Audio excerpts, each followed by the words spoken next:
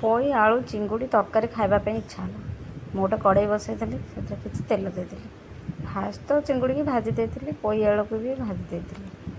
ତାପରେ ତେଲରେ ପିଆଜ ପକାଇ ତାକୁ ଭଲସେ ଭାଜିଦେଲି। ତାପରେ ଟମାଟୋ, ଅଦା, ରସୁଣ, ଜିରାର ପେଷ୍ଟ ଦେଇକି ତାକୁ ମସଲା ଇଏ କରିଦେଲି। ତାପରେ ହଳଦୀ ଲଙ୍କା ଗୁଣ୍ଡ ଆଉ କଲର୍ ଲଙ୍କା ଗୁଣ୍ଡ ତାକୁ ଦେଇକି ତାପରେ ଭଲ କିନା କଷିଲି ପକାଇ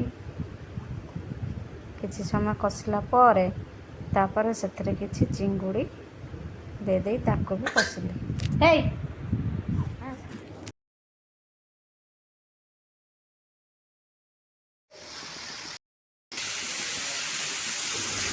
କିଛି ସମୟ କଷିଲା ପରେ ପୋଇ ଆଳୁକୁ ବି ସେଥିରେ ଦେଇଦେଲି। ପୋଇ ଆଳୁ ଚିଙ୍ଗୁଡ଼ିକି ଭଲ ଭାବରେ କଷିଲା ପରେ କିଛି ସମୟ ପରେ ପାଣି ଦେଇଦେଲି। ଲାଲ ଟହ ପାଣି, ପୁରା ପତଳା ଝୋଳ ହେଇଥିଲା।